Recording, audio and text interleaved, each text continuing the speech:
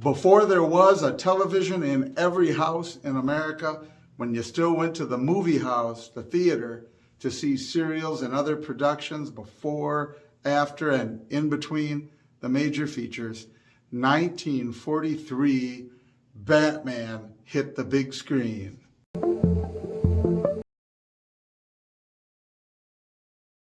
Starring Lewis Wilson and Douglas Croft as Bruce Wayne Batman and Dick Grayson Robin the Boy Wonder, respectively.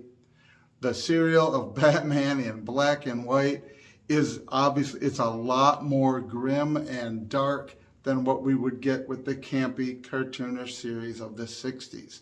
It is more than, therefore, closer to the original source material of the comic book. It's very early on in the history of comic book superheroes.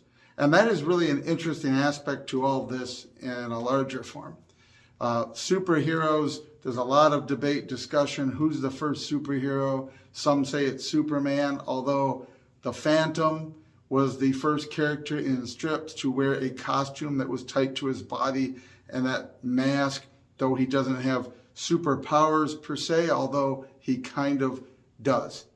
And of course, this flows out of the century before, the Sherlock Holmes era, the idea of the crime fighter, the detective, and how it morphed into the action hero of Flash Gordon and Buck Rogers, and how that morphed into putting them in a costume. And Superman, who ends up being an alien, is science fiction, and he's adventurism, and he's wearing a costume. Batman, who is a detective in the whole line of Sherlock Holmes, and yet he's a masked vigilante, but not like the Old West, quick draw, code of the West, die with honor in the streets, sort of fighting crime. But he's Batman with all of his gadgets and his stuff, which really makes him science plus adventurism, not really science fiction, superhero, super-powered, and yet here the genre appears.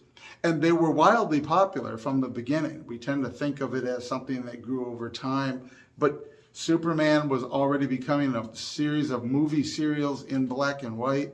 Captain Marvel, the real Captain Marvel, now going by the wizard's name, Shazam in our time, was already appearing in movie serials. You had other characters that were similar appearing in movie serials.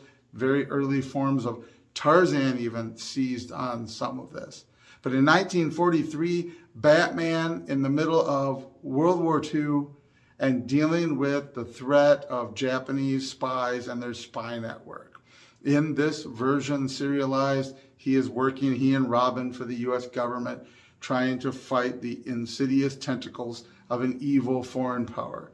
It really seems dated by today's standards. There's a reference to how good old Uncle Sam has relocated these shifty-eyed people that can't be trusted, and yet there's some sneaking around and they're working against the United States and its interests. Honestly, I didn't find it particularly. There was a lot of hand-wringing leftism online talking about this from 43 and essentially wanting to eliminate it from history because of the racism, the ism-archaeobia that they always throw around. As a part Asian American, part Asian person who is an American who happens to be part Asian, I didn't find anything particularly. I mean, it is kind of dumb to have a white guy playing an Asian and they overdo the eye makeup and he has the evil, insidious voice. Oh, you know, it's a little over the top, but it's 1943. Movies were like that. Movies about real war and combat, real in quotes, were like that. Like there was nothing, I don't know, nothing about it felt like it was singled out. It did play to all of the concerns that you have in wartime. Are there foreign spies? Can we trust these people? How much can we trust these people? Are other dark forces working against us behind the scenes? The Batman serial pulls in all of that as the fictional Japanese prince, which we get the idea he's not obviously related to the emperor, though he talks about the emperor a lot. He's some sort of lesser nobility. the unknown mythological fictionalized Japanese prince, and he is actively recruiting people in America that have criminal records, specifically focusing on the idea that they are dishonored in the eyes of the current culture, that they are ostracized in view of the current culture, and that they would then have benefit from siding with the Japanese to gain a privileged role in a new order when the divine emperor rules the world. All of this is sort of, again, it's over the top. Trying to take over the world is not exactly something that was a stated goal of the Japanese Empire. Even believing that they would conquer the United States is not really a clear goal in World War II. It's a matter of defeating us enough to keep us out of what they did want to do in Asia, but that's a long story. So it plays to all those stereotypes of the big bad guy wants to conquer the whole world. We're the little good guy, even though it's a tiny little island, but we're going to rise up and fight back, and we have virtue and goodness and decency on our side, and the kind of things. Very timely with everything that's going on online about Russia and the Ukraine. There's like 1 million new virtue signals a day. It's really getting tiresome and tedious. But it is very fitting for its time. Batman is the good guy, and Batman has already, in going to the small big screen, the serial in the movie house, he's gone from the detective-focused part of the detective comics that he comes from, the detective crime-busting sort of thing, and has already expanded into the World War II pro-American propaganda thing, but now dealing with bad guys who are, while he's not a super villain, quite literally, the idea of a Japanese infiltrator building a network to undo the United States that's right up the alley of even a modern superhero to combat. We don't get nearly as many gadgets for Batman in this version as we will in the 60s, but that also means there's not, 1 million dumb things like the Bat phone and the Bat car and the Bat refrigerator and the Bat microwave and my Bat belt and my Bat shirt, and it just, that overdone thing, which they knew was being campy in the 60s. And so you do have a feel of it, despite the primitive nature of the effects, even more so than the 60s. Being that it's in black and white and not color, you do get a more dark feeling, a more gothic actual feeling about Batman in 1943.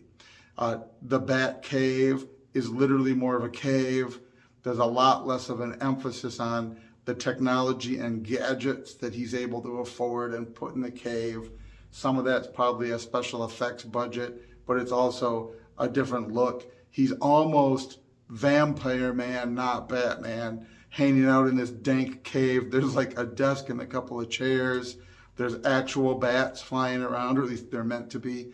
Actual bats flying around that make the prisoner being interrogated feel uncomfortable and unsafe. Very much kind of definitely a gothic vampire in the cave with bats kind of feeling around this incarnation of Batman. All in all, then, it's more true to the source material than obviously the 60s. The 60s campy version was never meant to be the Batman, and now the newer ones are all darker versions of the old Batman. They're really an offshoot of the whole Dark Knight genre that came later. But 1943 Batman, it feels more like the comic book of that era, and it is that era of the war when the comic books were quickly becoming about the war as well. When the Avengers, the invaders as they're called in Marvel, will go off to fight World War II, and Captain America, Superman, and Wonder Woman, and all of them will be fighting World War II. Batman will be doing it, and now he's already doing it in the movie serial. But you can find them all. There's somebody put them all together as a 4-hour feature.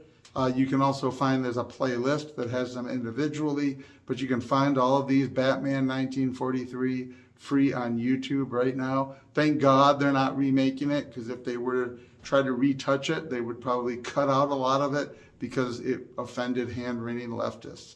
But it's there, it's enjoyable, it's fun to watch for what it is. It's a step back in time when things were better, but the world was going through a difficult time. Batman, 1943.